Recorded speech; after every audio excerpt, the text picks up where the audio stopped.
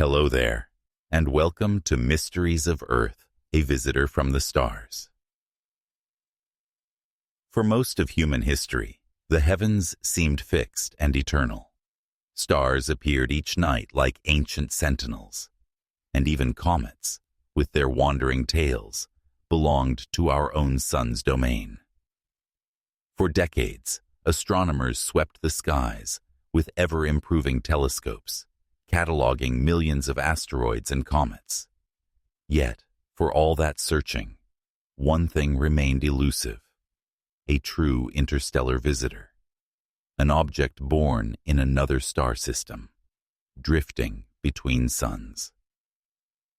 Then, in 2017, a flash across the sky changed everything.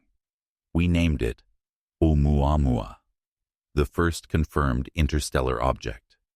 2 years later came Borisov. And now, against all statistical odds, there is a third, 3I Atlas. It arrived quietly, like a message slipped under the cosmic door, a faint point of light, a new streak in survey images. But as data poured in, something became clear. This was no ordinary comet. Its size, its path, its chemistry, all broke the models astronomers had spent decades refining. What was this strange wanderer, and why had it appeared so soon after the first 2 interstellar detections?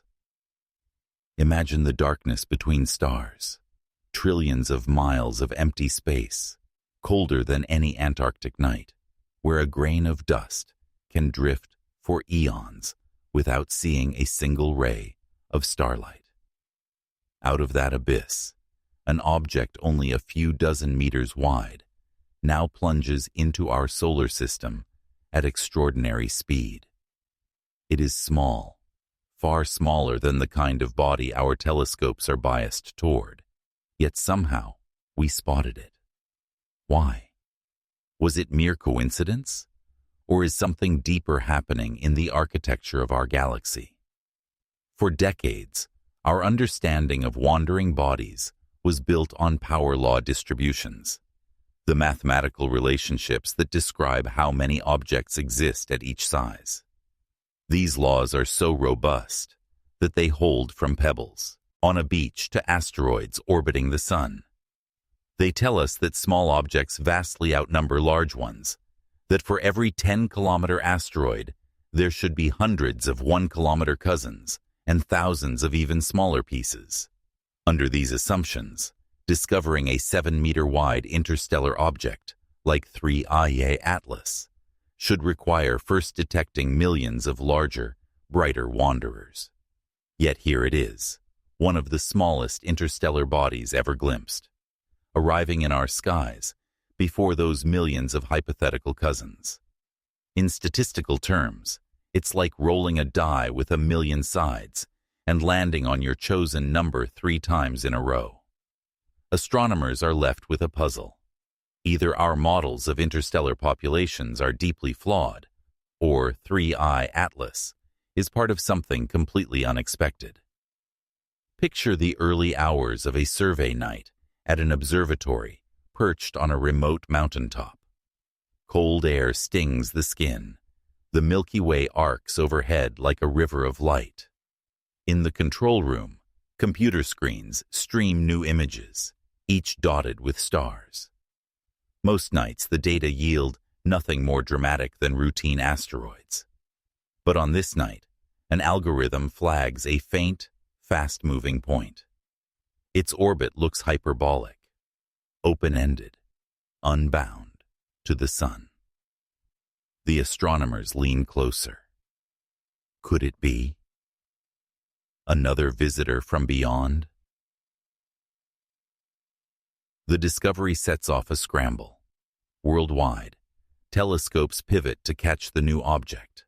Spectrometers record its light. Orbital calculators refine its path. Each measurement adds to the mystery. 3I/Atlas is not only smaller than expected, Its trajectory hugs the plane of our planets, maximizing the chances of detection.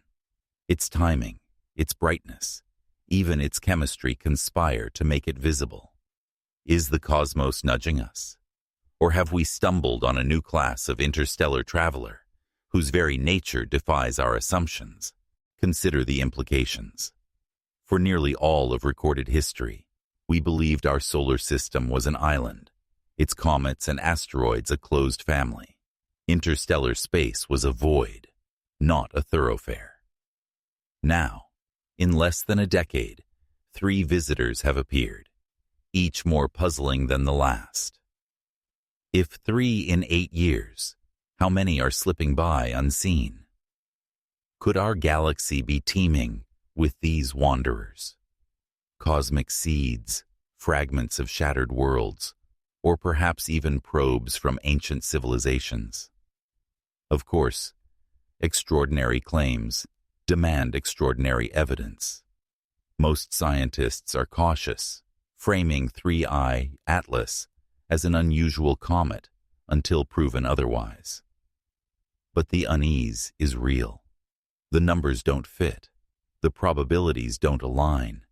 Somewhere, either our observations are incomplete, or our understanding of the interstellar medium is missing a crucial piece. As you watch this video, imagine 3. Atlas itself, a charcoal black nucleus crusted with exotic ices, tumbling silently through the void. No sunlight warms its surface until, at last, it crosses into our star's influence. Volatiles begin to sublimate, forming a gossamer coma. Spectral lines reveal cyanide compounds and carbon dioxide in ratios alien to our solar system. This isn't just a comet. It's a time capsule from another sun, bearing the chemical fingerprints of a different genesis. When you hold a meteorite in your hand, you hold a piece of the early solar system. But when astronomers study 3I Atlas, they are peering into an entirely different story, a chapter written light years away, perhaps billions of years ago.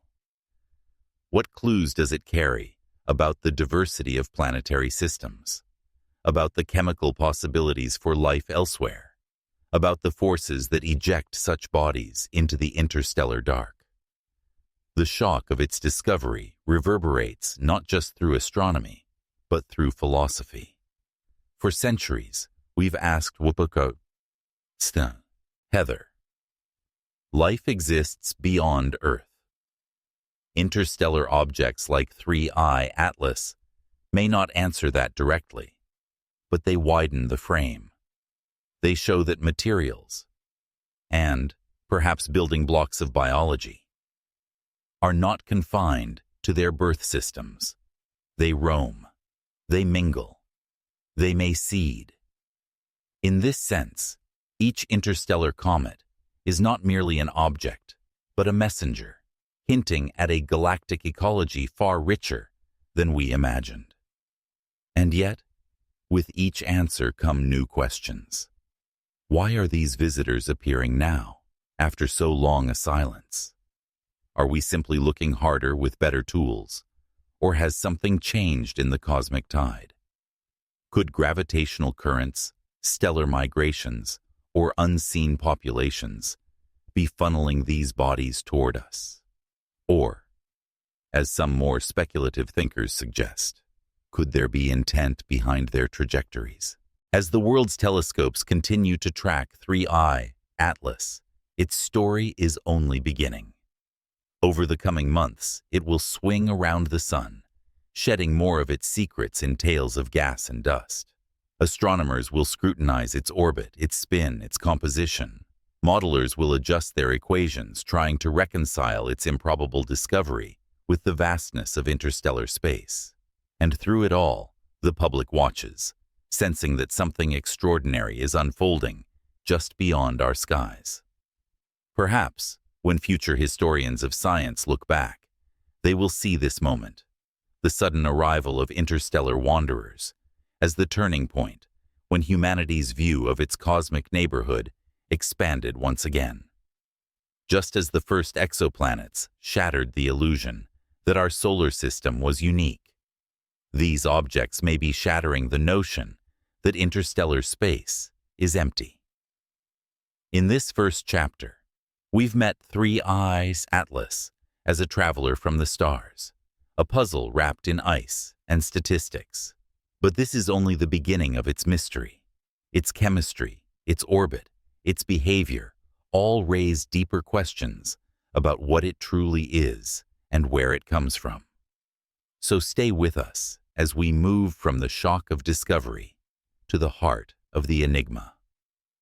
In the next chapter, we'll follow the faint trails of gas and light, the clues in its atmosphere, and ask, could the strange molecules surrounding Three Eye Atlas be whispering secrets about alien origins? When statistics collapse, numbers are supposed to bring order to chaos. For astronomers mapping the infinite scatter of rocks and ice in space, mathematics has long been a compass. It reveals patterns hidden in the random and the vast. One of those patterns, the power law size distribution, has guided comet hunters for decades. It says, simply, that small things are common and big things are rare. It's so universal that you can see echoes of it in earthquakes, city sizes, and even the craters on the moon. Under this law, for every giant asteroid we detect, there should be hundreds of mid-sized cousins and thousands of pebbles. Think of a beach. The sand grains far outnumber the stones outnumber the boulders. This hierarchy is so dependable that it forms the backbone of risk assessments for planetary defense, telescope surveys, and even the insurance industry. It tells us how often we should expect a Chelyabinsk-scale meteor to appear in our skies, and how rarely a dinosaur killer should darken them. Now apply that logic to interstellar space. Astronomers reasoned that the same cosmic physics applies between stars. Planet formation throws out debris of all sizes, so we should be awash in a fog of stray material. But because our telescopes are limited, we would detect the biggest and brightest first. Tiny fragments, those the size of houses or cars, should slip by unseen for centuries. It's a simple, elegant picture. Or it was.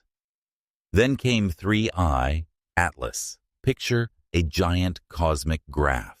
Its horizontal axis showing object size. Its vertical axis showing how many objects exist. The curve plunges steeply downward, a cliff of probability. Down where Three Eye Atlas sits, the numbers should be vanishingly small. The odds of catching one so soon after Oumuamua and Borisov? Astronomers liken it to throwing a dart blindfolded and hitting the same bullseye 3 times. Then is the first crack in the facade. The second crack is its brightness. Three Eye Atlas isn't just small, it's unusually reflective. That's why survey software flagged it at all. But reflectivity at this scale is itself odd. Fresh ice can glint, but space darkens everything over time. Why should a piece drifting for millions of years between stars still shine like a polished shard? The third crack is timing. After centuries without a single known interstellar visitor, we now have 3 in less than a decade. Are we experiencing a statistical fluke? Or have our models been wrong all along?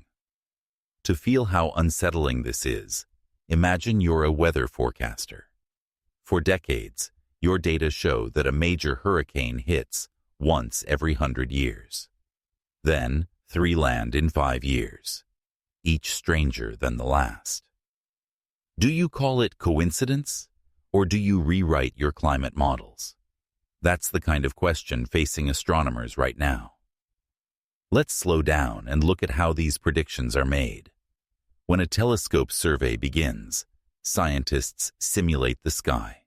They populate it with hypothetical objects obeying known distributions, then run virtual searches to see how many discoveries appear. These simulations tell them what to expect in reality, how many asteroids of a given size they'll detect each month, how many comets, how many false positives. When a real object turns up, they slot it into the model like a puzzle piece. But 3i Atlas won't fit. To make the numbers work, you'd have to assume that for every one of its kind we've spotted, billions more are drifting invisibly through the galaxy. Either that, or something about its nature, its brightness, its trajectory, is not natural at all. This is where statistics start to collapse. The comforting curves flatten. The error bars widen until they're bigger than the measurements. The math stops predicting and starts shrugging. Scientists are left with two equally dramatic possibilities. The population of interstellar debris is far larger than we ever dreamed, or our new visitor isn't drawn from that population at all. And here, in the space between numbers and reality, speculation grows. Could 3i Atlas belong to a new category? Fragments of exoplanets, torn apart by tidal forces, icy shards flung from dying suns, material we've simply never seen before. Or, as some whisper, could it be artificial? A craft, a probe, a relic from another mind. The data don't demand that answer, but they also no longer rule it out.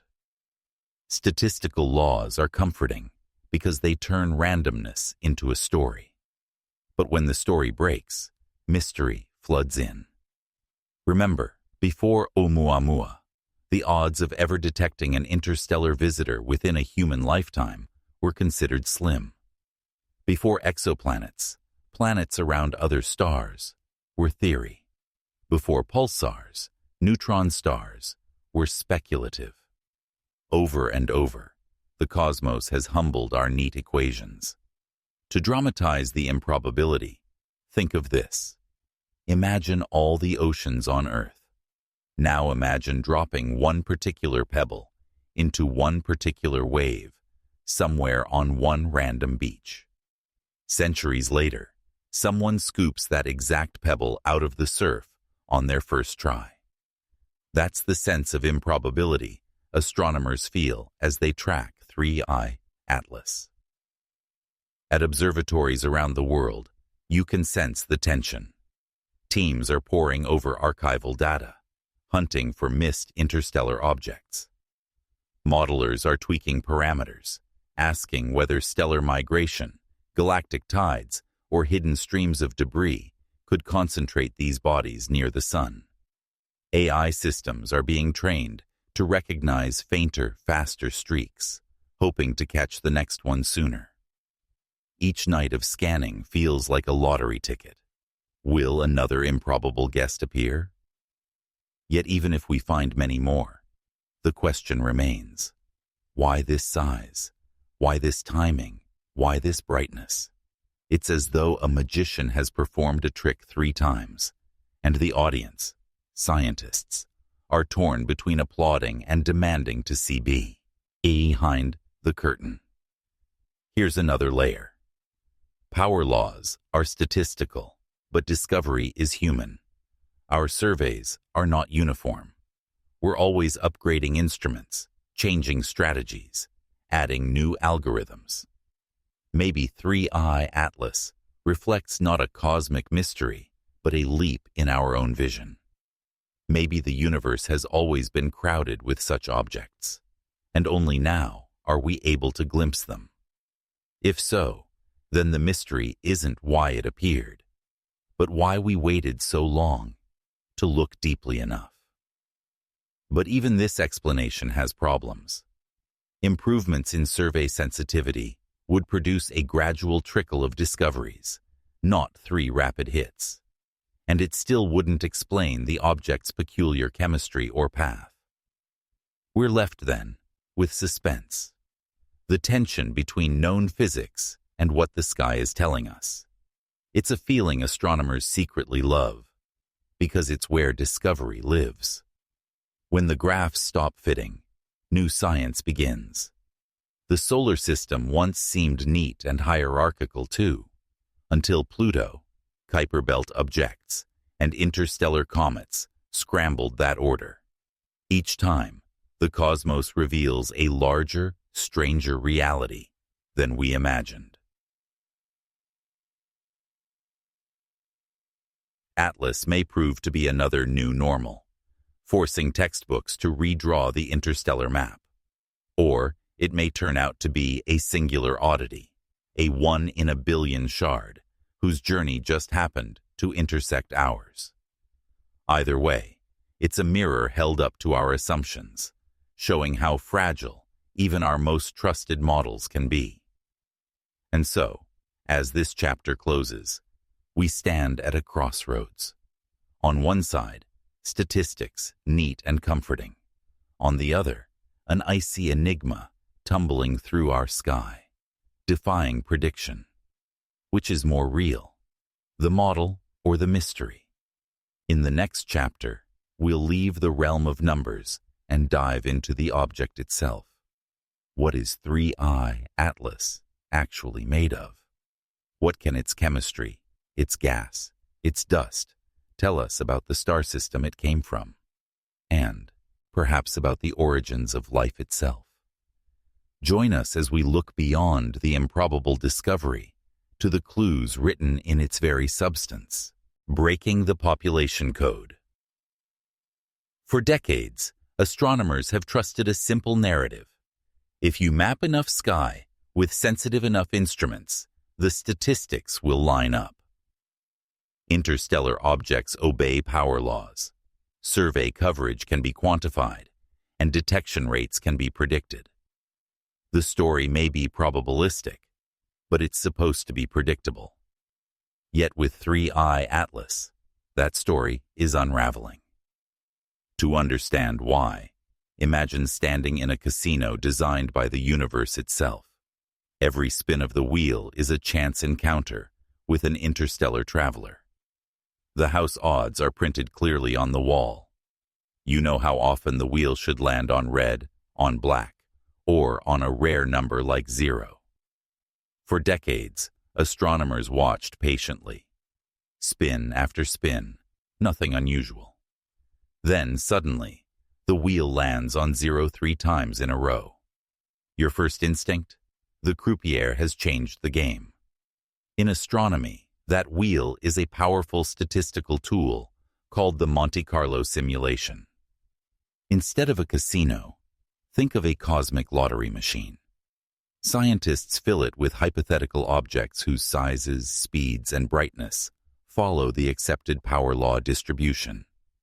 Then they observe them virtually, mimicking the sky coverage, weather losses, instrument noise, and software quirks of real surveys. After thousands or millions of runs, they get a distribution of expected detections, how many objects of each size they should find per year. These simulations have been eerily accurate for asteroid belts, comets, and near-Earth objects. Until now. Plug 3I Atlas into the Monte Carlo machine, and the wheels clatter to a stop. The odds of seeing an interstellar object of its size and reflectivity this early, after only 2 previous detections, are microscopic. One team compared it to rolling a million-sided die and hitting the same improbable face twice. The simulations don't merely predict. They fail completely. Why? Could it be a flaw in the code? Researchers have checked. The algorithms are transparent, the input physics standard. Could it be a freak coincidence? Statistically possible, but so unlikely that even conservative astronomers squirm. Could it be something about our instruments? That's the next suspect. Here the story turns to survey bias, the hidden fingerprint of every telescope. No instrument sees the sky uniformly. Some have larger fields of view, some higher resolution, some operate in different wavelengths. Even our observing schedules, when and where telescopes point, create patterns in the data. These patterns can trick us into thinking we're sampling the cosmos evenly when we're not. Take Pan-STARRS, the survey that found Oumuamua, or the Atlas system that gave 3I Atlas its name. Their cameras sweep huge swaths of sky, night after night, but not every direction equally. Weather, moonlight, and technical glitches leave gaps. Imagine trying to count fish in an ocean using a flashlight from a moving boat. You'll catch a glimpse here, a flash there, but most of the time, the fish swim unseen. So scientists feed all these biases into their Monte Carlo models. They simulate the uneven beam of that flashlight, the movement of the boat, the murkiness of the water. In principle, this should let them correct for what they're missing. And for solar system bodies, it works. The predicted and observed populations match within margins. But again, with 3I Atlas, the correction isn't enough. Even after factoring in every known bias, the detection remains wildly improbable. As one researcher quipped at a recent conference, it's as if the fish are jumping into our net on purpose. This is where things get truly unsettling, because when you've accounted for all the obvious explanations, bad code, bad luck, bad instruments, and the anomaly still stands, you're forced to confront deeper possibilities. Perhaps our models of interstellar debris are fundamentally wrong. We picture planet formation hurling out icy leftovers like shrapnel, each shard wandering alone through the galaxy. But maybe ejected material travels in streams, like migratory birds, or drifting smoke, concentrated along invisible filaments shaped by galactic tides. If so, our solar system could be passing through one of these cosmic rivers right now, explaining the sudden cluster of detections. Or perhaps interstellar objects don't follow a single-size distribution at all. Maybe there are two populations, a common class of tiny, dark fragments we'll never see, and a rarer but far more reflective class, bright shards of exotic composition, like frozen neon or metallic hydrogen, that stand out dramatically against the darkness. If 3I Atlas belongs to the latter, our simulations, built on a single power law, would be fatally flawed. And then, whispering at the edges of every conference coffee break, is the more provocative question. What if these visitors are not just debris? What if some are probes, sails, or derelicts from other civilizations, built to be bright and easily found? In that case, the Monte Carlo assumptions collapse entirely. We're not sampling a random population at all. We're being pinged. The mainstream scientific instinct is to resist that leap. Extraordinary claims demand extraordinary evidence. But in the meantime, the data remains stubbornly odd. When you hear seasoned dynamicists admit, "Our models can't explain this," you know you're in territory ripe for discovery. Let's visualize the problem another way. Imagine a great vault sealed by a combination lock. Each number on the dial represents a parameter: size, albedo, trajectory, survey sensitivity. For decades, astronomers believed they knew the combination that unlocked interstellar statistics. Each new detection was like a click on the dial. But with 3I Atlas, the tumblers refuse to line up. The lock won't open, and in that refusal lies a clue. Even upgraded instruments, it seems, can't fix the mismatch. Yes, today's telescopes are more sensitive than those of 10 years ago. Yes, machine learning algorithms now comb the data for faint streaks the human eye would miss. But those advances produce gradual improvements. They don't magically conjure improbable objects out of nothing. If 3I Atlas were simply a product of better technology, we'd also be drowning in a flood of slightly smaller, slightly dimmer interstellar bodies. We're not. We're seeing just the outliers. So, are our models wrong, or is something else at play? This is the question echoing in observatories and on message boards. It's a question about more than one comet. It's about our entire picture of the galaxy's invisible debris. It's about whether the universe behaves like we think it should, or whether it's stranger, more structured, perhaps even more intentional. What's striking is how familiar this moment feels in the history of science. Think of the orbit of Mercury defying Newtonian predictions until Einstein's relativity explained it. Think of the cosmic microwave background discovered when theory said the sky should be silent. Again and again, anomalies point the way to deeper truths. Maybe 3I Cirrus Atlas is such a pointer. Maybe it's nudging us toward a new understanding of how planetary systems eject material, or how galactic dynamics funnel debris, or how non-gravitational forces alter trajectories over millions of years. Or maybe, just maybe, it's a message in a bottle from across the stars, a possibility so audacious we can barely articulate it. The beauty of science is that it doesn't demand instant answers. It demands better questions. And right now, the best question may be, what hidden assumptions are we carrying that blind us to the real story? Are we clinging to our power laws because they're elegant, not because they're true? Are we underestimating the diversity of worlds, the violence of ejection events, the brightness of exotic ices? Or are we confronting something we've never imagined? As night falls over Mauna Loa, La Palma, and Chile's Atacama Desert, telescopes turn their eyes upward. Software parses streaks of light, rejecting thousands of false alarms. Somewhere in that data, perhaps, is the next interstellar visitor, the one that will either confirm the anomaly or dispel it. When it comes, our Monte Carlo machines will spin again, and maybe, finally, the numbers will make sense.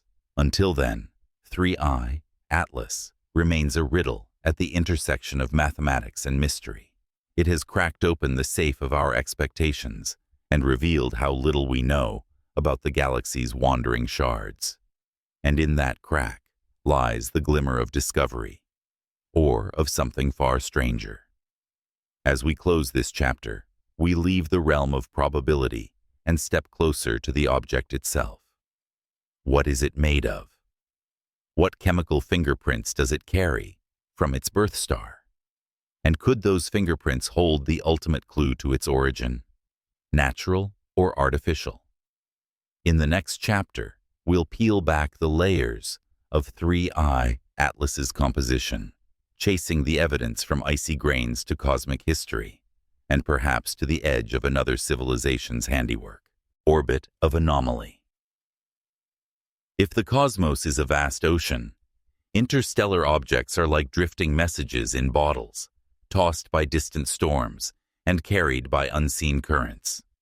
Their arrival should be random, their paths chaotic. But when astronomers plotted the trajectory of 3I Atlas, something strange emerged. Its path wasn't just unusual. It was uncannily convenient. For decades, textbooks have shown the same diagram. The ecliptic plane, a thin disk where most of our solar system's planets circle the sun, like dancers around a fire. Comets from far-off reservoirs like the Oort cloud plunge in from steep angles, slicing through the plane like cosmic spears. Interstellar objects, flung from alien star systems, should be even less orderly. Their inclinations, speeds, and approach directions ought to form a scattershot spray across the sky. A true galactic rain, yet 3I Atlas didn't behave like a raindrop. It slid into the solar system, almost as if following a track laid out in advance. Its orbit was retrograde, moving opposite to the planets, but still managed to skim along the ecliptic, the very slice of sky where our biggest telescopes and survey programs spend the most time. It's as if a wandering stranger not only knocked at our door, but also arrived at the exact hour we were looking through the peephole. How unlikely is that? Consider a simple analogy. Imagine throwing a handful of darts from across the room at a spinning dartboard. You'd expect them to land at random angles, some high, some low, some left, some right. Now imagine 3 darts in a row, all strike near the bullseye. Not dead center, but clustered tightly in the very region you're watching. That's what astronomers are grappling with. Interstellar visitors should be isotropic, arriving from any direction with equal likelihood. Their inclinations relative to the ecliptic should follow a uniform distribute in. But 3I, Atlas, threads a narrow band of approach, a retrograde path, yet conveniently aligned with where our surveys stare most intensely. It's like a cosmic, perfect shot at a moving target. This is more than a curiosity. The odds of a truly random interstellar object arriving on such a trajectory at such a time are vanishingly small. The geometry multiplies the improbabilities already stacked by its size, brightness, and discovery timing. Statisticians call this a compound probability. Each unlikely factor doesn't just add to the odds, it multiplies them, creating a product so small it starts to look impossible. One astronomer described it to a journalist as a dice roll, where every die keeps coming up 6. You can accept 1 or 2 coincidences, but at some point, coincidence begins to resemble design, or at least an unknown pattern. Could the explanation be mundane? Maybe our telescope's field of view biases us toward detecting objects near the ecliptic, making such alignments seem special when they're not.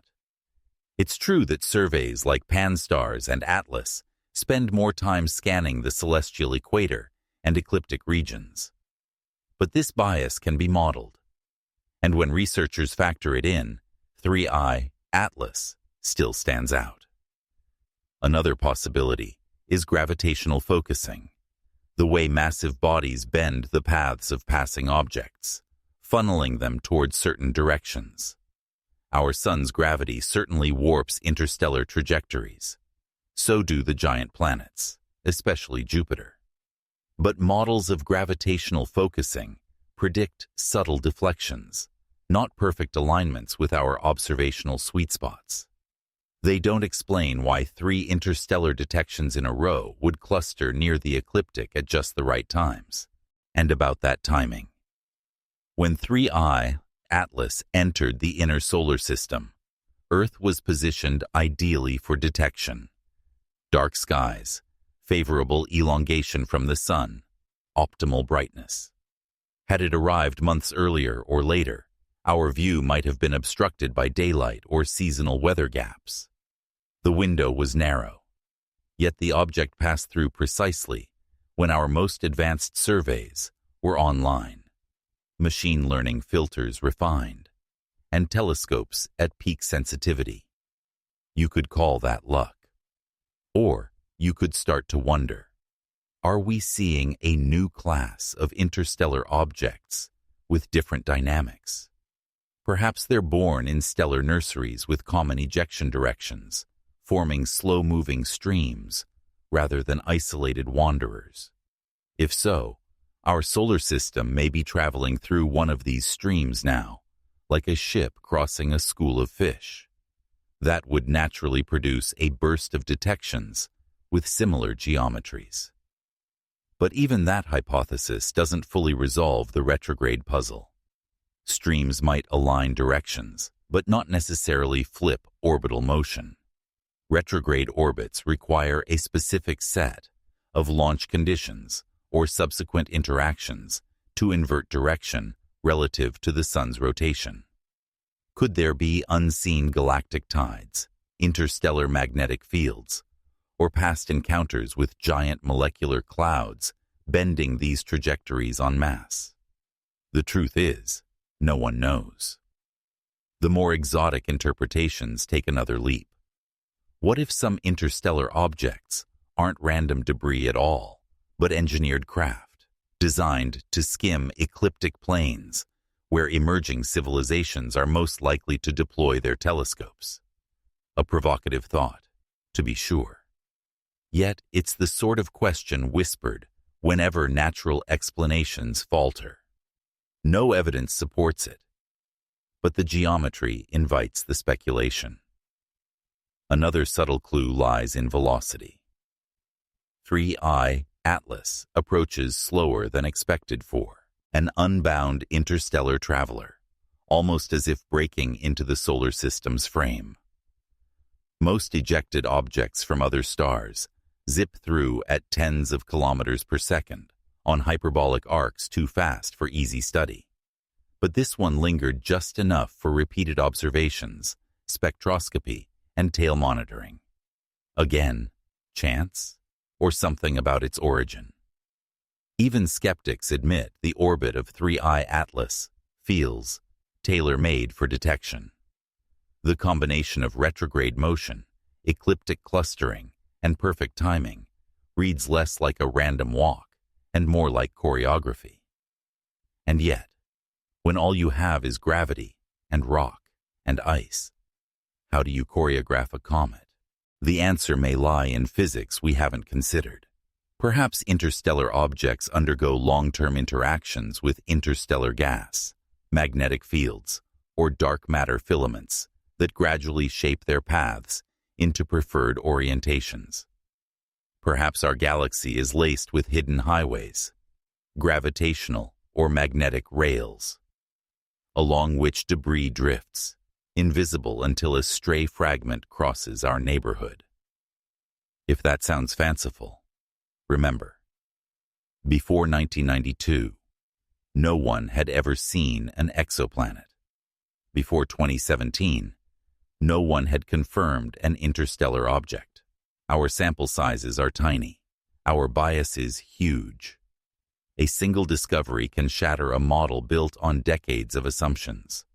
We may simply be in that shattering moment now. And yet, the coincidences accumulate. Retrograde motion, ecliptic alignment, ideal timing. Each one a thread, woven into a pattern we don't yet recognize. If our models are right, 3I Atlas is an absurd outlier. If it's not an outlier, our models are wrong. Either way, something fundamental about the galaxy's wandering debris, or about our ability to see it, must change. Standing beneath the night sky, we're left with a haunting image, a tiny speck of ice and dust from a star we'll never visit, slipping past our sun on a path no textbook predicted, arriving at the precise moment our technology was ready to notice. Was it a cosmic accident? A hidden current? A relic of some deeper galactic structure? Or, impossibly, something else entirely? What's certain is this: the orbit of 3I Atlas challenges not only our statistical models, but our sense of cosmic randomness. It invites us to look up and imagine the invisible highways threading the Milky Way, carrying countless unseen travelers on trajectories we've yet to map. And as we trace this one anomaly across the sky, our questions shift from geometry to substance. Because orbit tells us where an object goes, compo. Sitchian tells us what it is. Could its exotic chemistry hold the key to its origin, and perhaps even hint at biological potential? In the next chapter, we'll dive into 3I Atlas's strange molecular fingerprints, following the spectral clues from cyanide emissions to the possibility of worlds beyond our imagination. Chemical clues from the coma in the stillness of deep space. Silence reigns. Yet even silence has a signature. Every speck of dust, Every frozen molecule drifting between the stars carries a fingerprint, etched not in ink, but in light. When sunlight strikes a comet, that frozen body becomes an alchemist's crucible. Ices sublimate, gases bloom, and an invisible spectrum begins to whisper its secrets. For 3I Atlas, those whispers were startling. The first hints came as faint, spiky lines in an ultraviolet spectrum, the kind of data most people would scroll past without a second glance. But astronomers know better. Each line represents a molecule absorbing or emitting light at a very specific wavelength, like a barcode from another world. And in 3I Atlas's barcode, one molecule stood out: cyanide, cyanide. Even the word sounds like a warning. On Earth, it's infamous as a poison, a disruptor of life's most basic chemical reactions. Yet, in the cosmos, cyanide is anything but rare. Hydrogen cyanide, HCN, and its relatives are found in interstellar clouds, in the atmospheres of Titan and Pluto, in the coma of comets. It is both a destroyer and a builder, a paradoxical molecule tied to death in our mythology, but perhaps to life's origins in reality. Still, finding it in 3I Atlas carried a special weight. This was not a long-period comet from our own Oort cloud, but an unbound traveler from another star. Its chemistry was a message, and the message was unexpectedly familiar.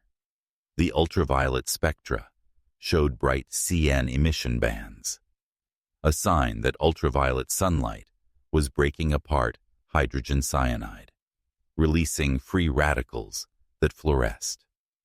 That's how we see cyanide at interstellar distances, not as a gas directly, but through the glowing shards it leaves behind.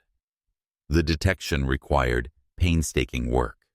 Astronomers pointed specialized instruments at the comet's diffuse, say coma, gathering photons one by one. These ultraviolet photons, invisible to human eyes, were dispersed by a spectrograph into a rainbow far beyond the visible. Within that rainbow, they searched for the telltale double peak of the CN violet system. When it appeared, unmistakable, it meant 3I, Atlas's icy heart, was laced with hydrogen cyanide ice, liberated into space as the sun's warmth gnawed at its surface. Why was this surprising? Because cyanide is fragile. It forms most readily in the cold, dense interiors of molecular clouds, the same birthplaces of stars. Once exposed to heat or ultraviolet light, it breaks down. In our solar system's comets, cyanide likely formed billions of years ago, locked away in primordial ices and shielded until now. For an interstellar object, though, the journey is harsher. Ejected from its home system, bombarded by cosmic rays for millions of years, swept through the interstellar medium, you'd expect its most delicate molecules to be eroded away. Yet here it was, glowing as clearly as in a freshly minted comet. That glow tells us something profound. Either 3I Atlas formed in an extraordinarily rich and cold region of its home system, a deep freeze so intense it preserved cyanide for eons. Or it is younger than we think, perhaps recently ejected from its nursery before time and radiation could strip it clean. Both options challenge our models. In one scenario, interstellar comets are tougher and more chemically complex than expected. In the other, the galaxy may be filled with a steady flow of newborn wanderers, seeding space with organic precursors. Cyanide's story doesn't stop at chemistry. On the early Earth, cyanide compounds may have been essential ingredients in the prebiotic soup that led to life. Experiments show that simple cyanide molecules, under the right conditions, can assemble amino acids and nucleobases, the letters of DNA and RNA. In other words, the same molecule we think of as poison may have been a midwife to biology. Finding it in 3I Atlas raises a provocative question. Are these interstellar objects not only carriers of ice and dust, but couriers of life's building blocks across the galaxy? Imagine the scene: a dark molecular cloud, dozens of light years wide, where newborn stars flicker like embers. In its frigid interior, carbon, nitrogen, and hydrogen atoms link into cyanide chains. Around a forming star, icy planetesimals accrete, their surfaces dusted with this chemistry. Some are hurled outward by gravitational encounters, flung into interstellar space as exiles. Millions of years later, one of these icy exiles drifts into our solar system, sublimates under sunlight, and reveals a spectrum rich with cyanide, a time capsule from a world we will never see. This is what astronomers call a messenger molecule. It can't tell us everything, but it hints at a larger context. If cyanide survived, what else lies locked within 3I Atlas's nucleus? Methanol, formaldehyde, perhaps even more complex organics? Our instruments glimpsed only a fraction of its composition, but even that fraction points to commonality. Across light years and star systems, the chemistry of comets may be universal. There is also a deeper puzzle. The CN emission from 3I Atlas was unusually strong compared to its dust production.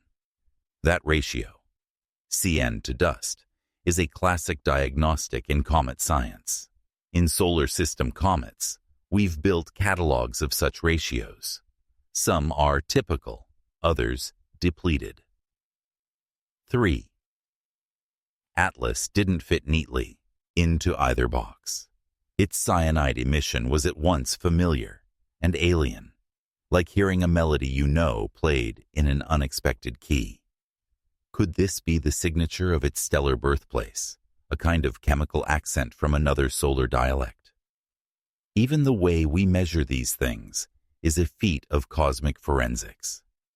The ultraviolet lines must be disentangled from Earth's own atmospheric absorption, corrected for instrument sensitivity, and modeled with radiative transfer equations to infer actual production rates. The fact that we can do this, read the molecular fingerprints of an object smaller than a mountain, halfway across the solar system, is itself astonishing.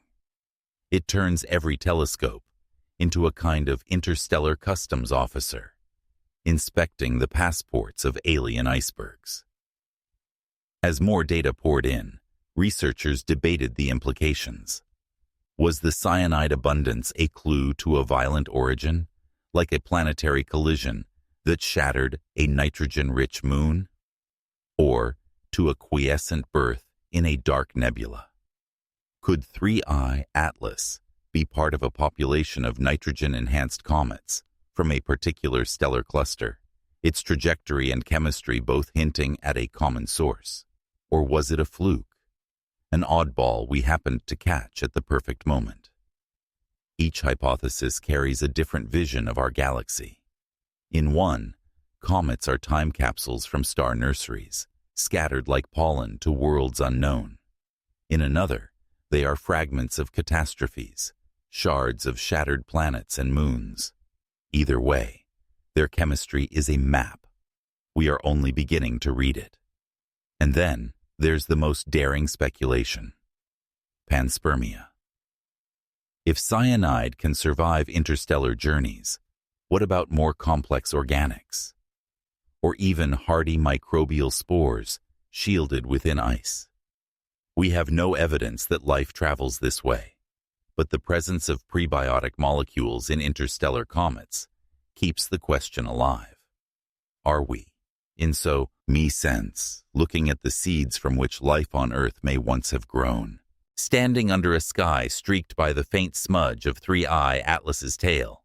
One can't help but feel the weight of cosmic continuity. Molecules forged in cold clouds, trapped in alien comets, may someday find a new home on a young planet, setting the stage for biology. In its spectral lines, 3I Atlas carries not just data, but a narrative, a story of origins stretching across star systems. And as with its orbit, the chemistry forces us to reconsider our assumptions.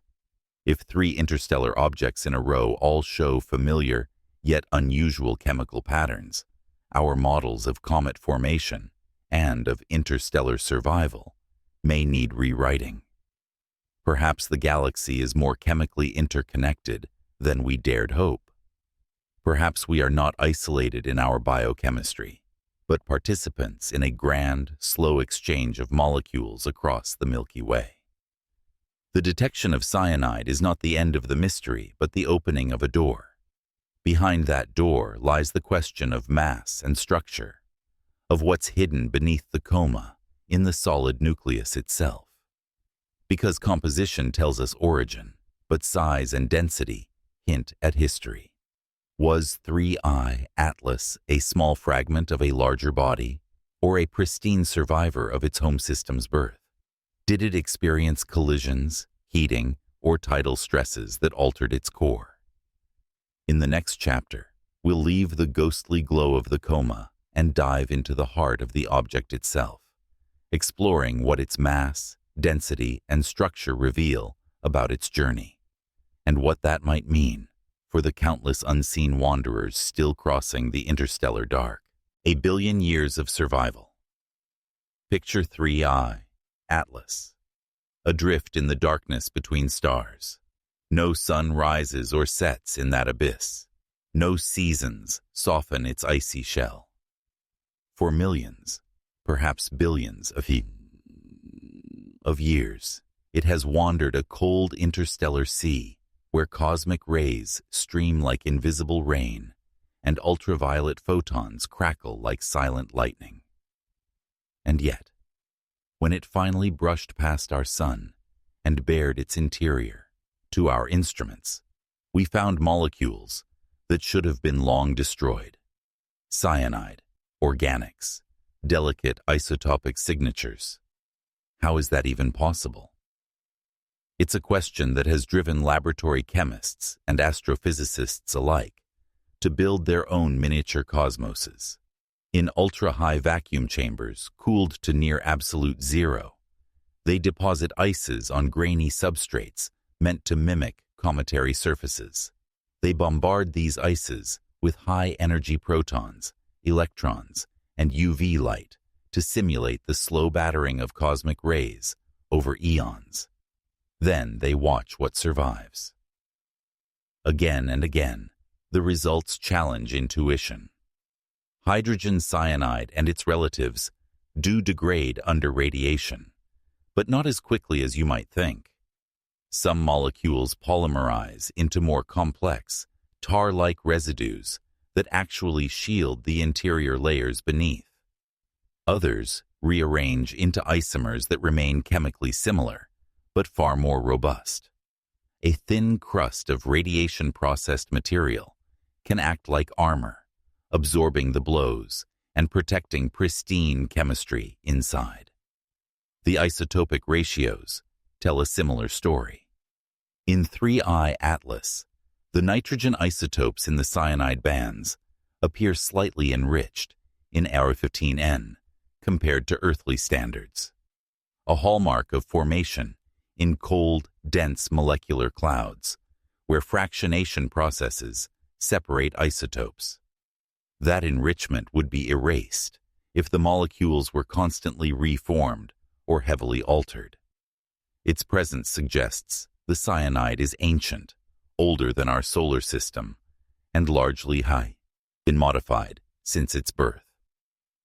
Imagine a chemical time capsule, sealed when trilobites had yet to crawl on Earth's seafloor, crossing the void intact. Even cosmic rays, those relentless high-energy bullets, may be less destructive than we fear over certain timescales. Laboratory bombardments show that after an initial spurt of damage, an equilibrium can set in. New molecules form as old ones break. Complex refractory material accumulates, and the net loss slows dramatically. Under a millimeter or two of ice, sensitive compounds can survive for tens or hundreds of millions of years. Add a few meters of shielding, and survival for 1 billion years becomes plausible. Could it be that interstellar space is not only a graveyard, but a cold archive, preserving fragile chemistry for future worlds? There's a poetic symmetry in this idea. On Earth, life thrives in dynamic environments, oceans, atmospheres, tectonic churn. But to deliver the ingredients of life across interstellar distances, stillness may be the key. A comet frozen in the dark acts like a vault. Radiation crusts over its surface. Cosmic rays etch patterns into its isotopic ratios, but the core stays untouched. When gravity finally tosses it into another solar system, it becomes a messenger from an epoch when the galaxy itself looked different. This possibility forces us to rethink interstellar chemistry. Our models, built on reaction rates and destruction cross-sections, may underestimate the resilience of complex molecules. Perhaps our mental picture of interstellar comets as barren, irradiated husks is wrong. Perhaps they are more like Russian dolls, with layers of altered material encasing a pristine interior. A billion-year memory of a star's nursery. It also reframes the debate over panspermia. If cyanide and other prebiotic molecules can last this long, could something even more delicate, say amino acids, sugars, or peptides, also endure? Laboratory work hints that some amino acids, especially when frozen in ice matrices, can survive significant radiation doses. Even microbial spores on Earth can tolerate astonishing conditions, though no one has yet proven survival over geologic time in space. Still, the resilience of cyanide opens the door to speculation. Might interstellar objects be natural test tubes, ferrying chemistry far richer than we dared imagine? Think of the journey. An icy body is born in the outskirts of a forming star system, laced with cyanide, formed in a molecular cloud. A gravitational nudge flings it outward beyond its sun's pull. For millions of years, it coasts in interstellar night. Cosmic rays pepper its surface, turning some of the cyanide into complex polymers. But inside, the molecules sleep on. Then, by a rare accident of geometry, it plunges into another solar system, ours. Sunlight warms it for the first time in eons. Its coma blossoms, releasing gases that last saw the light when Earth was a molten embryo. We detect them with telescopes, reading the story etched in their isotopes. Is it any wonder the numbers don't add up? Our statistical models, power law distributions, and Monte Carlo simulations assume a certain fragility. They tell us such chemistry should be gone, that interstellar comets should be inert, that finding one so fresh so soon is improbable. But nature is under no obligation to match our expectations. The very survival of cyanide for 1 billion years may be telling us our chemistry is too pessimistic, our timescales too short, our assumptions too Earth-centric. The isotopic clues deepen the mystery. In addition to nitrogen fractionation, there may be subtle shift as in carbon or hydrogen isotopes that point to formation at extremely low temperatures, perhaps 10 Kelvin or less. Such conditions exist only in the densest, darkest cores of molecular clouds. Yet how did 3I Atlas's parent body escape from such a cradle so soon, before its cyanide inventory was homogenized or destroyed? Are we seeing the fingerprints of a specific stellar nursery? A chemical accent from a distant neighborhood? Some researchers propose a radical idea.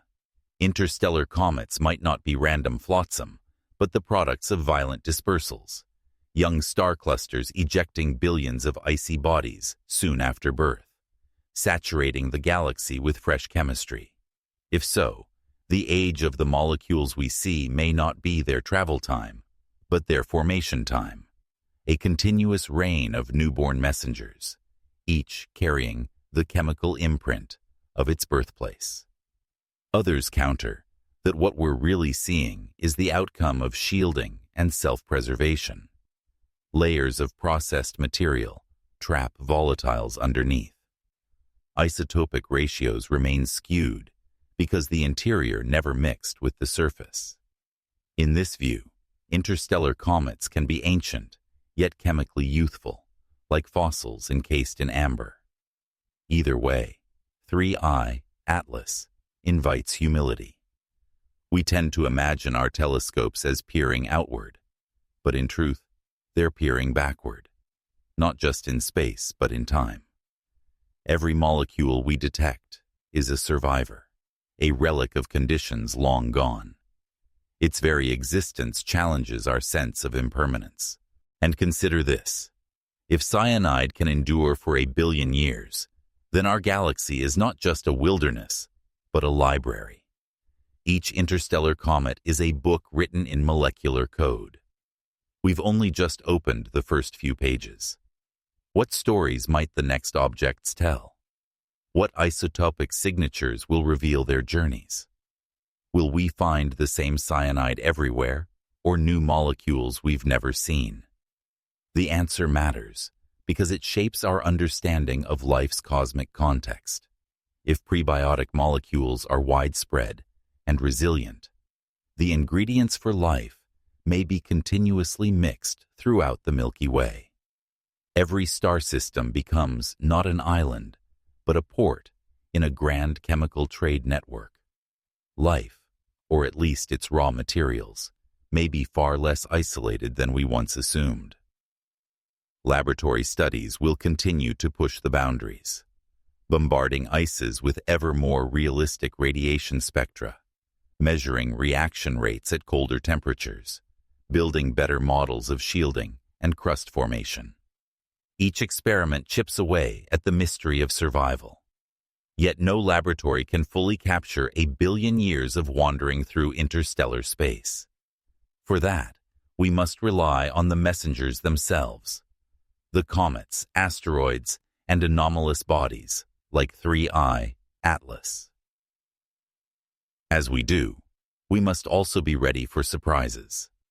Perhaps the next interstellar object will show no cyanide at all, or an exotic molecule unknown in our solar system.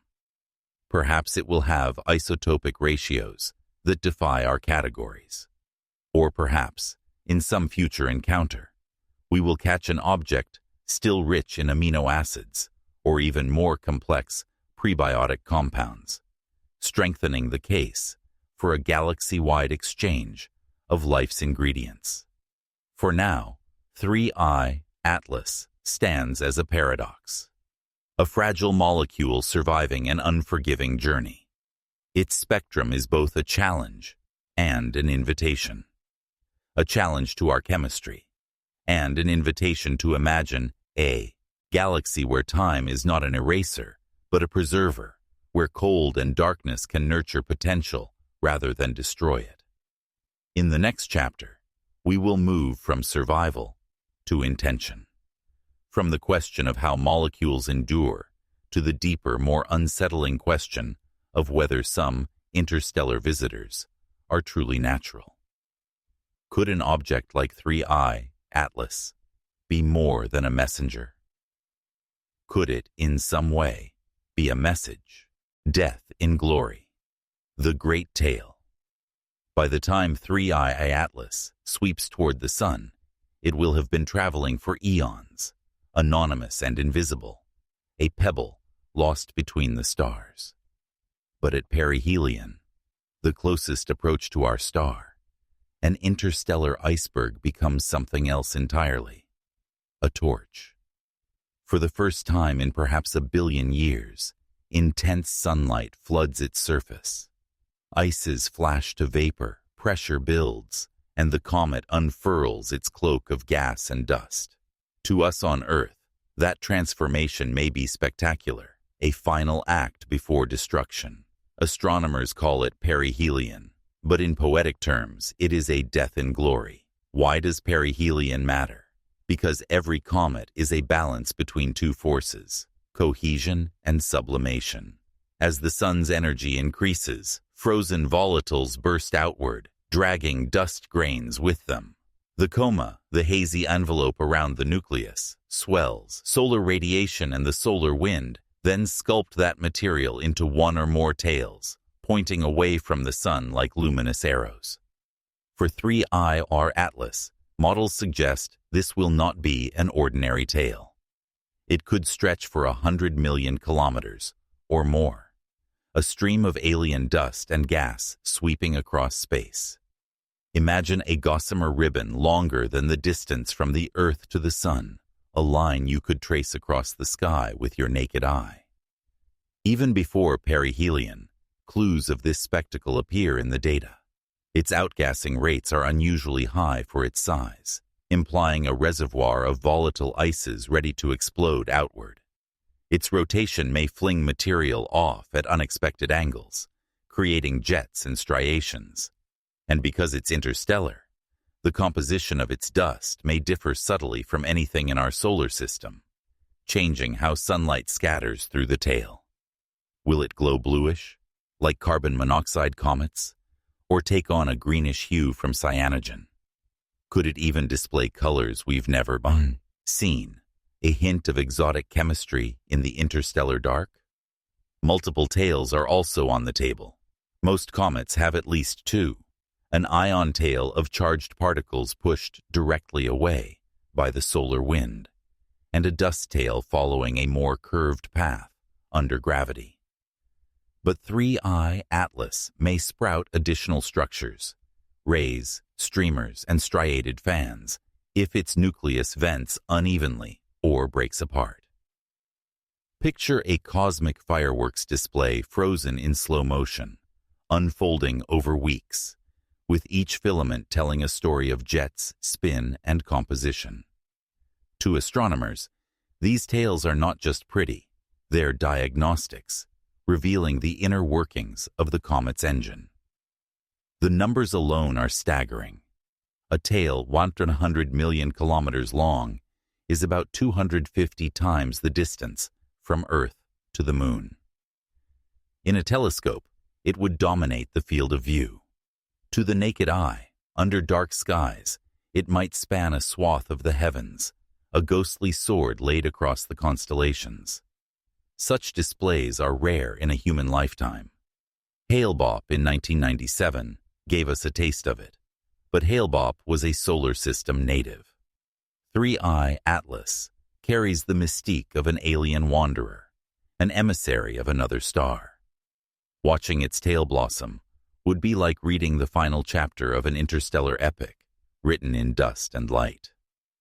Yet this brilliance may come at a price. Comets approaching the sun sometimes fragment under thermal stress or tidal forces. The same outgassing that creates a spectacular tail can tear the nucleus apart. We may be witnessing 3I Atlas's swan song, its first and only visit to our inner solar system ending in disintegration. The models predicting an enormous tail are, in some sense, models of destruction. The comet being vaporized and shredded faster than its mass can endure. Death in glory, indeed, thin glory. Astronomers will watch this unfold with every tool they have: ground-based telescopes, space-based ultraviolet sensors, even citizen observers with binoculars. Each day brings new measurements of brightness, coma size, tail length, and gas production rates. Computer models churn, updating predictions of how the tail will evolve. Some simulate dust grain dynamics, tracking how particles of different sizes curve and twist under sunlight pressure. Others model plasma interactions, predicting ion tails that kink and ripple like a streamer in the wind. All of them converge on one theme. This will be unlike anything we've seen before. And if it becomes visible to the naked eye, what a moment that will be. People stepping out of their houses at night, looking up and seeing a luminous arc spanning the sky, knowing it came from another star. For a brief window, humanity will share a direct sensory connection to the interstellar medium.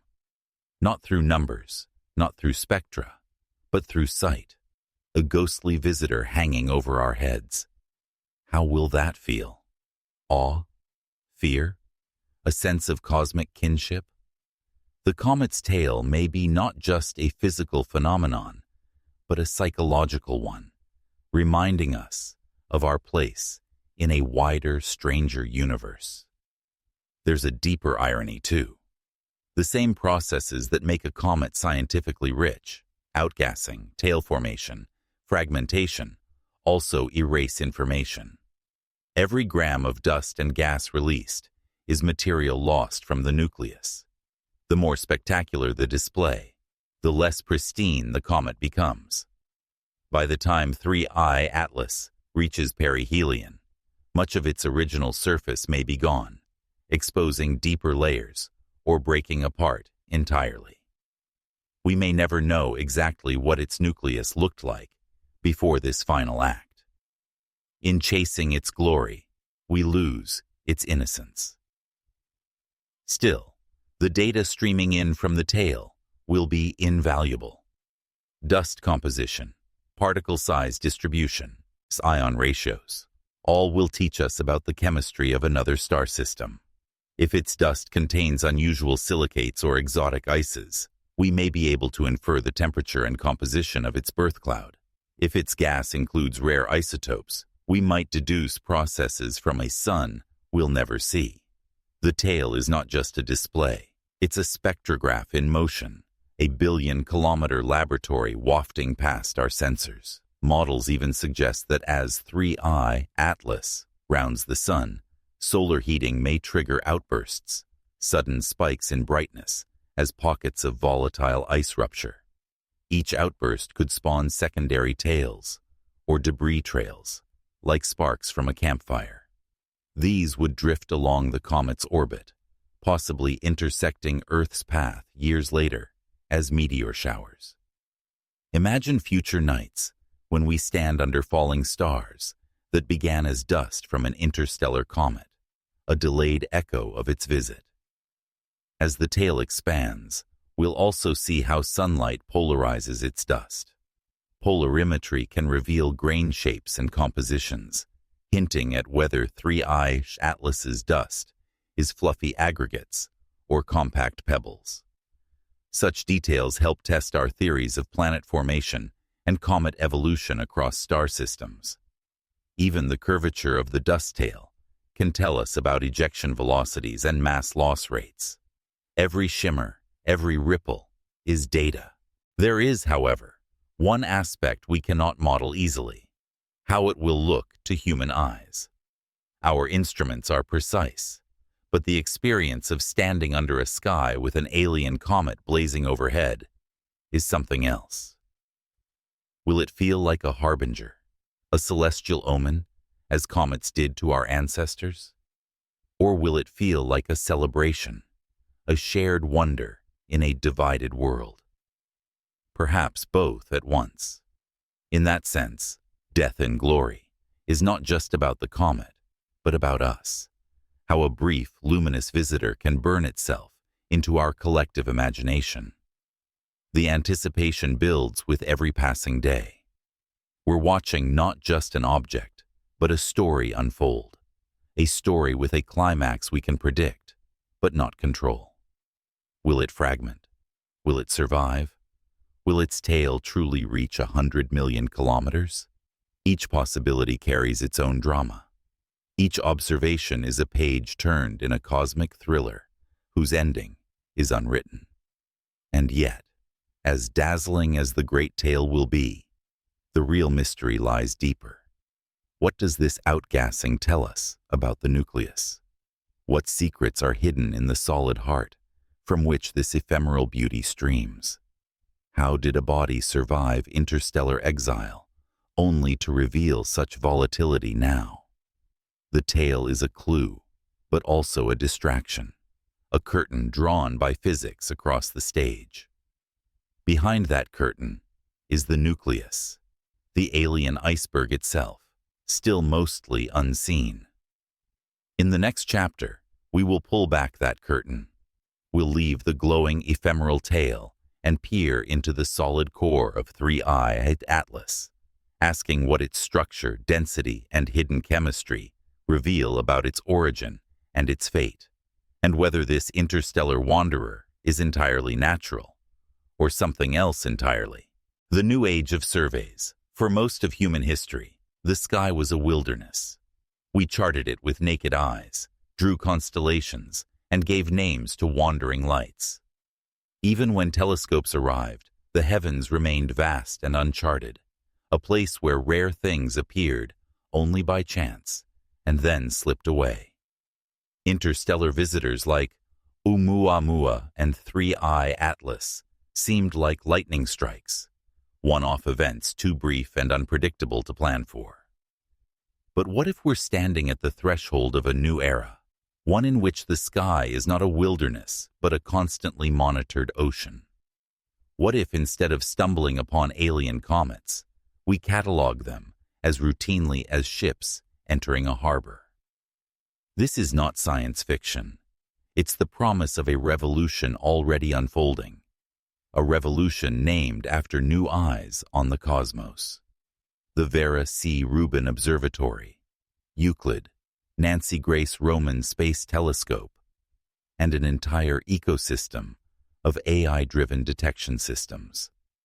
Together they are transforming the sky from a static backdrop into a living, dynamic map, one where interstellar objects are no longer flukes, but data points in a growing census.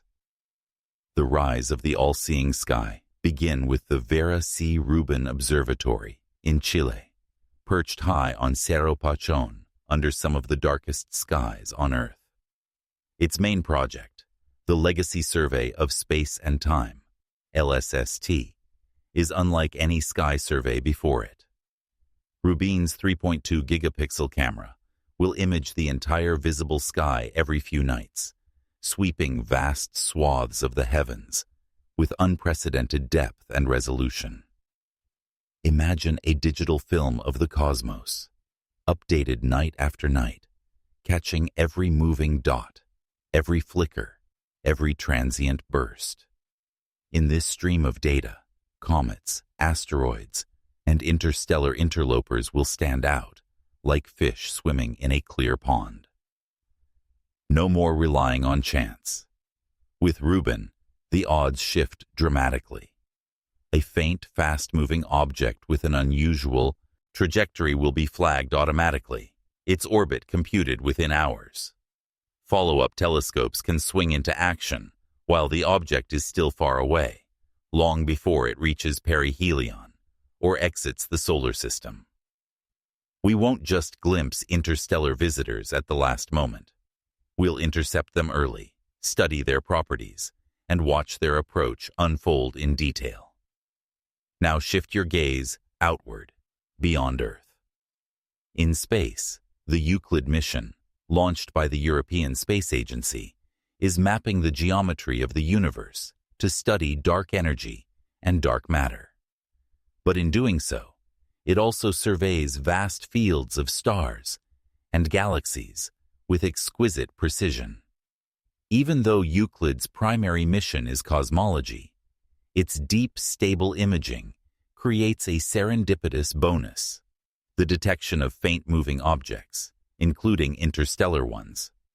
When combined with ground-based surveys, Euclid's vantage point outside Earth's atmosphere adds parallax and sensitivity, refining orbits and compositions. And then there's NASA's Nancy Grace Roman Space Telescope, set to launch later this decade.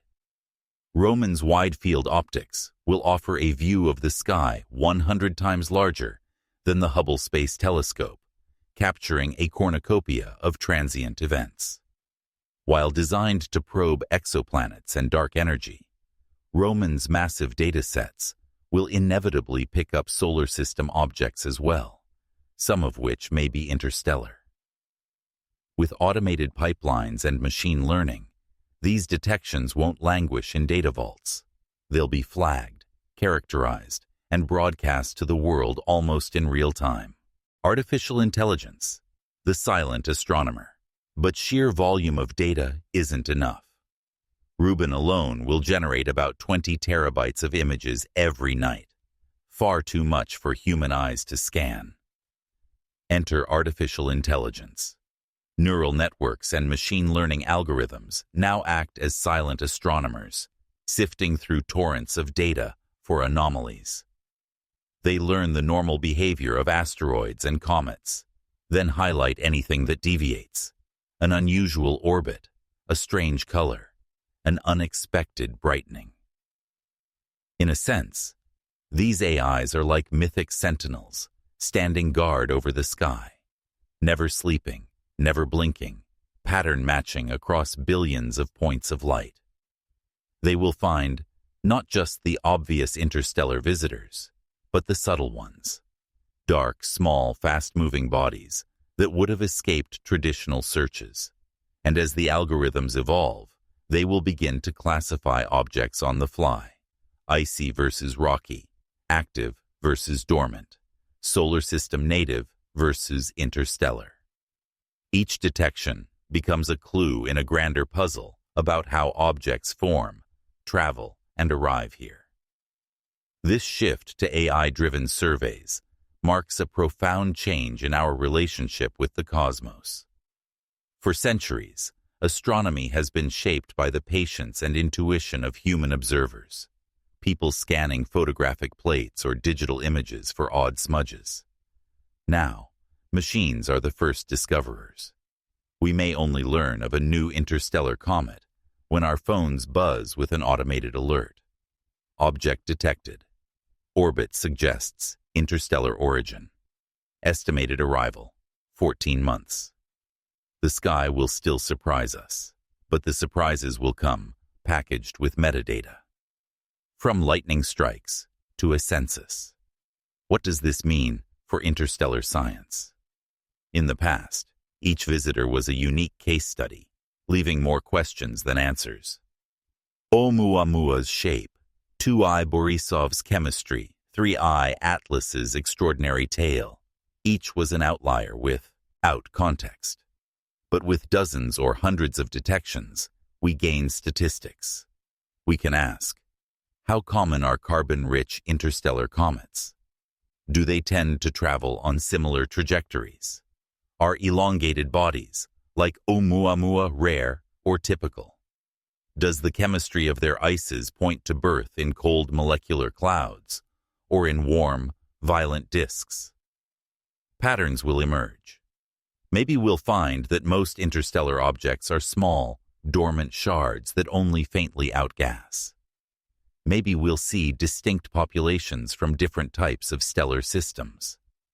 Each new detection adds a pixel to the picture of how material moves between stars. And that picture has implications not just for comet science, but for planetary formation, the delivery of water and organics, even the panspermia hypothesis, the idea that life's seeds might travel between worlds. The numbers get staggering quickly. Some models predict that the solar system is constantly permeated by thousands of interstellar bodies, a kilometer or more across, most too faint to detect. With the new surveys, a fraction of those will become visible. Instead of 2 known interstellar objects, we may have 50 within a decade. Each will be a chance to test our theories, refine our models, and perhaps plan missions, fast intercept probes that could sample material directly.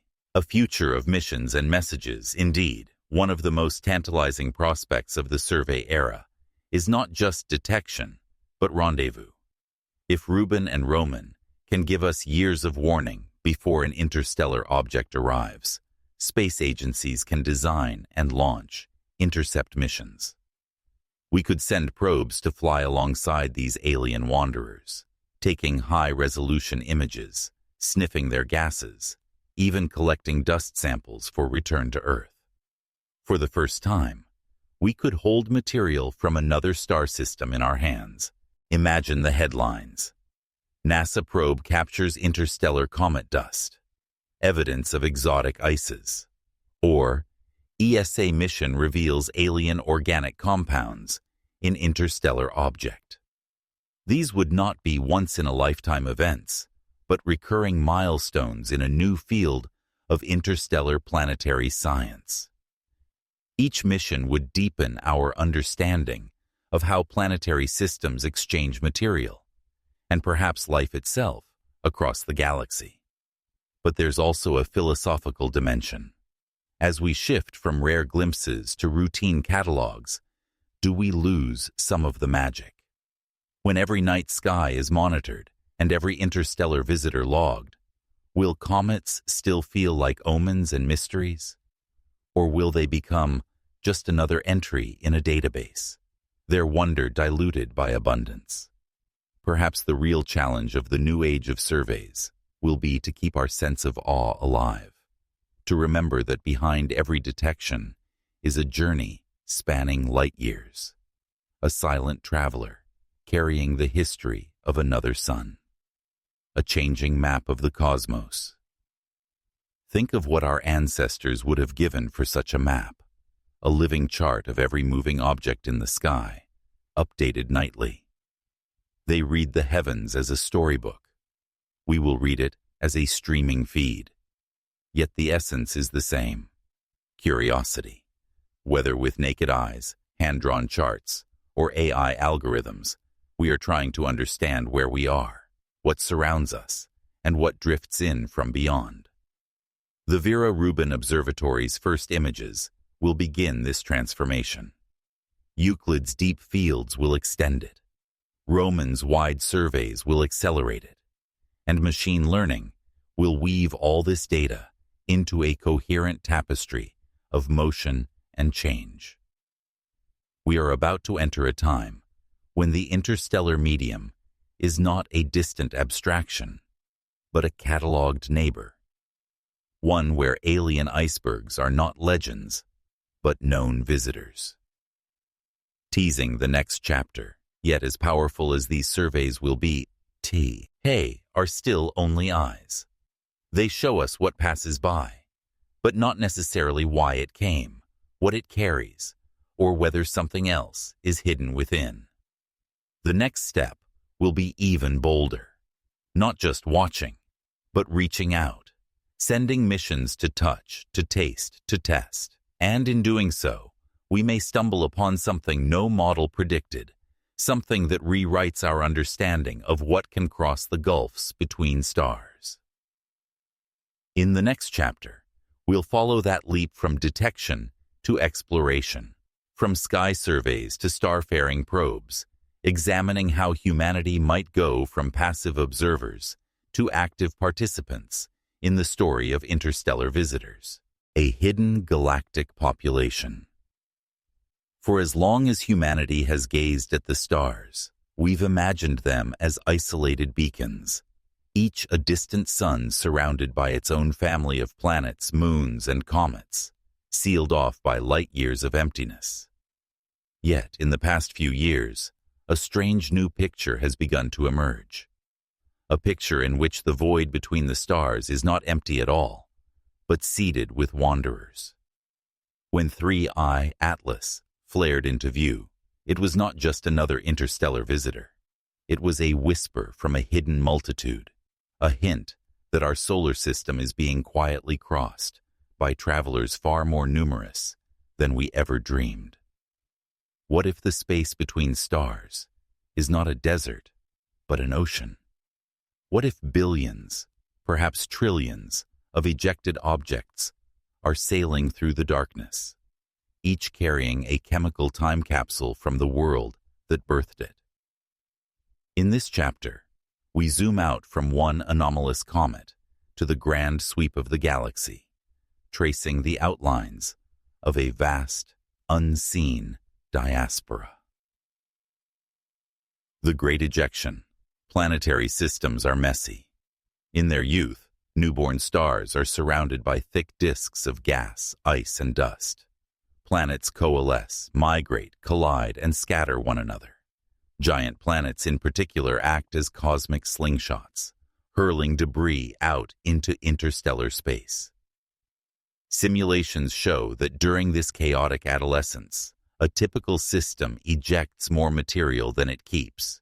Mountains of icy fragments, crusts of primordial rock, even proto-comets the size of cities, flung away to drift forever. The numbers are staggering. If every star in the Milky Way expelled just a modest few Earth masses of icy bodies, the galactic total would exceed 1 billion such objects. Most are dark, inert, and far from any sun, invisible to telescopes. But they're there, moving silently in their billions, like plankton in a cosmic sea.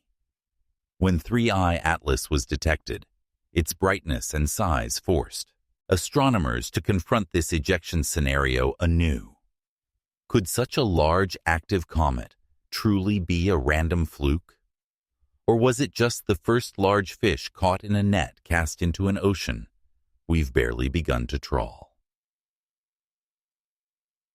The unseen highway. Until recently, interstellar space was treated as a void, punctuated by the occasional rogue star or gas cloud. But the discovery of Oumuamua in 2017, 2I Borisov in 2010, and now 3I Atlas has revealed a very different reality. The solar system is constantly intersected by bodies that originated elsewhere. Most we never notice. They're too faint, too fast, too small. But a few flare bright enough to betray their presence. It's like standing on a dark shore at night. For hours you see only waves, then suddenly a lantern on a distant boat, then another, and another. You realize the ocean has been busy all along. You simply lacked the light to see it. Our surveys are that light, and with each passing year, the number of boats, of interstellar objects, grows. Think about what that means. Each interstellar visitor is not just a chunk of ice. It is a sample return mission we didn't launch, a piece of another system delivered to our doorstep. Their compositions encode the chemistry of alien nebulae, the temperature histories of alien disks, perhaps even the complex organics of alien oceans. Collectively, they form a library of worlds, drifting in the dark between suns.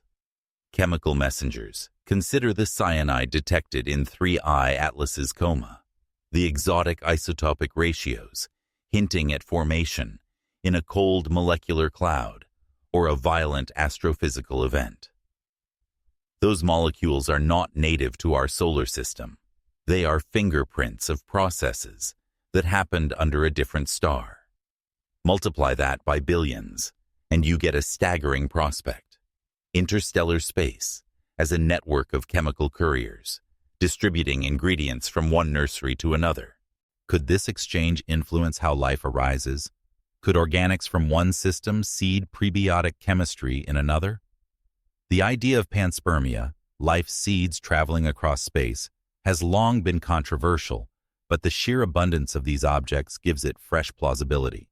At the very least, every interstellar body carries a chemical autobiography. To study them is to read the hidden history of worlds we may never visit, a galaxy of drifters. To grasp the scale of this hidden population, imagine a sphere 1 light-year across around the Sun. Even with conservative estimates, models predict thousands of interstellar comets within that volume at any given moment. Enlarge the sphere to the entire solar system out to the Oort cloud, and the numbers climb into the millions.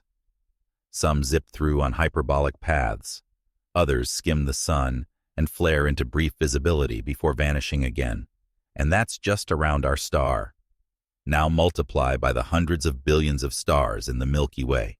The galaxy may be laced with an invisible web of icy wanderers, exchanging material across stellar neighborhoods over billions of years. 3i Atlas is not an anomaly, but a messenger from a diaspora so vast that our language struggles to capture it. Our blind spots. Why has it taken us so long to realize this?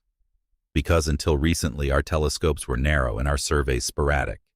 Catching a faint, fast-moving interstellar object required luck. Most of our sky searches were tuned to find asteroids near Earth, not hyperbolic comets screaming in from the dark. Only with the rise of wide-field, high-cadence surveys and the computational power to process them have we begun to glimpse the true traffic between stars. Even now, we are sampling only the tip of the iceberg. The faint, dormant bodies, icy shards smaller than a mountain, are invisible to us. The chemical diversity, the isotopic clues, the bigger question, yet the deeper we look, the stranger the questions become.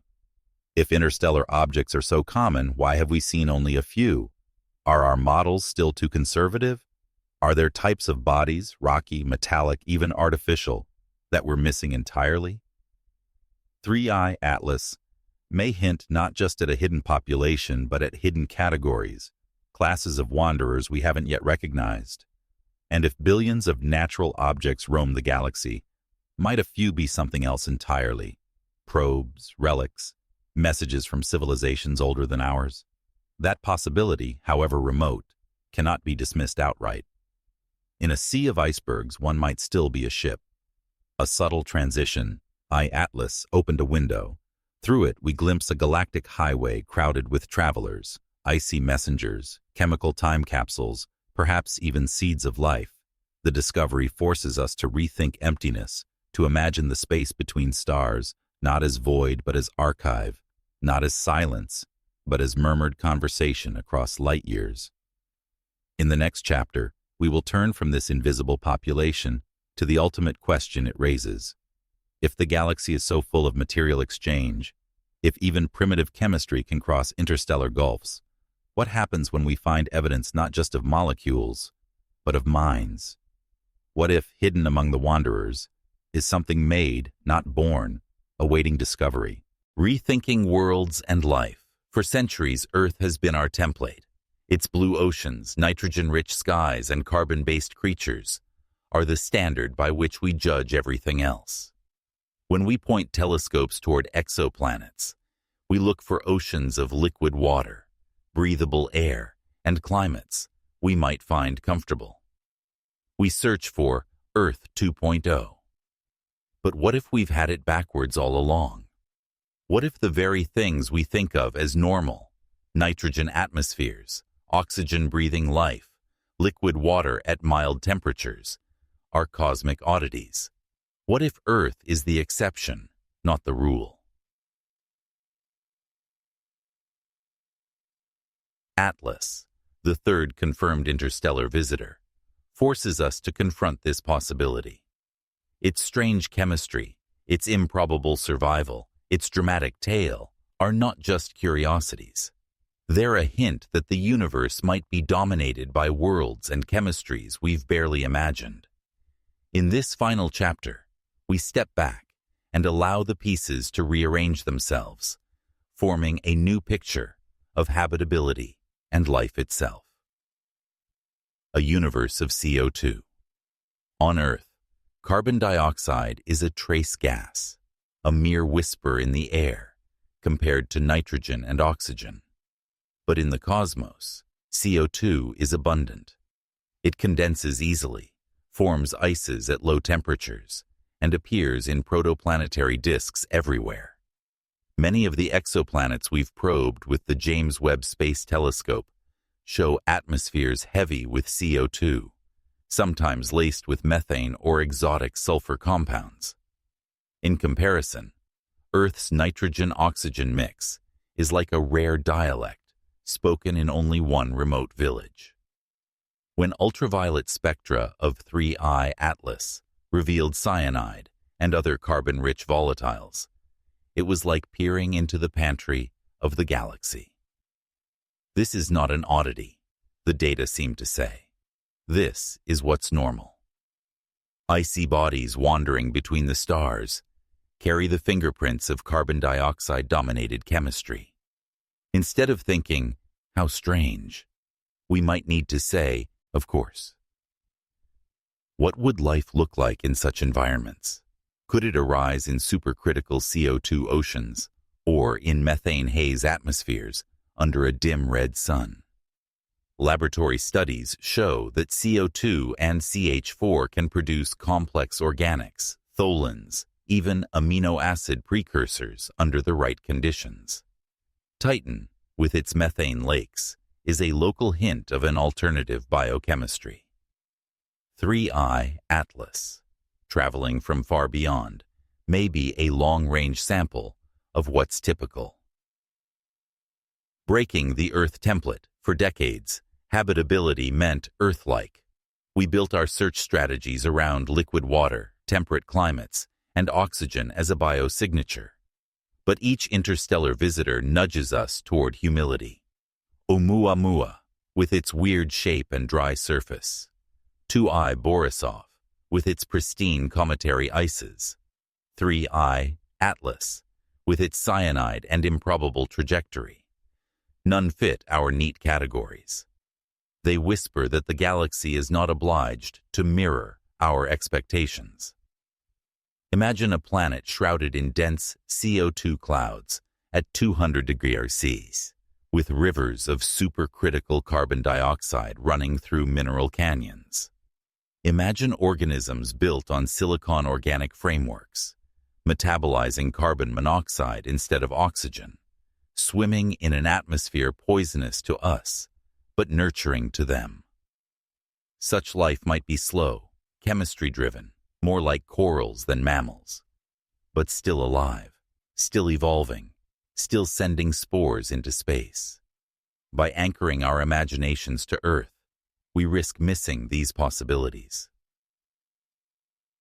Atlas's coma chemistry isn't just a curiosity.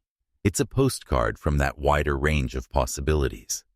It says, your model of life is small. The galaxy is big. Habitability reimagined, reversing our assumptions means rewriting the checklists. Instead of searching for Earth-like planets, we may need to search for energy-rich disequilibria of any kind. Environments where chemistry is far from balance, and thus capable of powering metabolism. Instead of expecting oxygen, we might look for other reactive gases, hydrogen sulfide, phosphine, or exotic halogens. Instead of liquid water, we might consider liquid ammonia, hydrocarbons, or even molten salts as solvents. The point isn't that water or oxygen are irrelevant. It's that they are just one solution among many. The cosmos may favor CO2-dominated worlds, not because they're hostile, but because they're easier to make. In that case, life might be a generalist, arising wherever energy and complexity intersect, adapting to whatever medium is available. And if that's true, then the galaxy may be far more alive than we've dared to hope. Not with duplicates of ourselves, but with an endless diversity of alien biochemistries, each as natural to its world as we are to ours. The message in the ice. Think again about 3I Atlas. This object has traveled for millions, perhaps billions of years, between the stars, carrying cyanide and other fragile compounds through cosmic rays and ultraviolet light. It is, in a sense, a messenger, a sample of chemistry that has endured the harshest conditions. The fact that such molecules survived at all tells us something about resilience, about how the building blocks of life can persist and spread. What if every interstellar comet is a messenger like this? What if the galaxy is seeded not just with carbon, but with templates? Recipes for biochemistry waiting to be read. We tend to imagine panspermia as a single dramatic event, a spore landing on a young planet. But perhaps it's more like pollen drifting on the wind, a constant background of chemical possibilities, settling everywhere, waiting for the right conditions. Atlas, then, is not an anomaly, but a hint that the galaxy has been running this experiment for eons. Humility. Before the cosmos. This reversal of assumptions demands humility. We are not the measure of all things. Our chemistry is not universal. Our world is not typical. But humility is not defeat. It's liberation. It frees us from a narrow search pattern and opens the door to discovery. By expecting difference instead of similarity, we may finally start to see the galaxy as it is, not as a mirror of ourselves. Think of the impact this shift could have on science, philosophy, even religion. To learn that Earth's way of doing life is unusual might seem isolating at first, but in truth, it means we're part of a much richer tapestry. Diversity is not loneliness, it's connection at a deeper level. A new cosmic perspective. As this chapter closes, step back one last time. Picture the Milky Way as a great rotating disk of stars, and between them, a fog of dark wanderers, comets, asteroids, icy shards, chemical seeds. Some are inert, some flare into light as they pass near suns. All are carriers of information. Every so often, one crosses our path like 3-eye Atlas, and we get a glimpse of the larger pattern. We used to think of ourselves as alone in a mostly empty galaxy. Now we begin to see a galaxy that is restless, interconnected, chemical, alive with exchange. Earth may be an outlier, but in being an outlier, it is still part of that exchange, still a node in the vast network of matter and potential life. A subtle transition.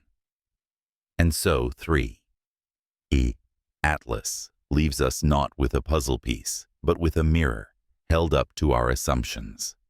It invites us to imagine life and habitability in forms we have not yet conceived. It tells us that our blue world, with its nitrogen skies and oxygen-breathing creatures, may be one melody in a cosmic symphony, not the score itself. As we move forward, building new telescopes and missions, intercepting interstellar objects, and decoding their chemistry, we will be writing a new story, one in which habitability is not a narrow niche, but a spectrum, and life is not a single pattern, but a galaxy's worth of possibilities. In the next journey, we'll follow that story beyond chemistry to its ultimate question. If worlds and biochemistries are this diverse, how might minds evolve within them? And what forms might their messages take when they drift, like 3i our Atlas, across the gulfs between stars?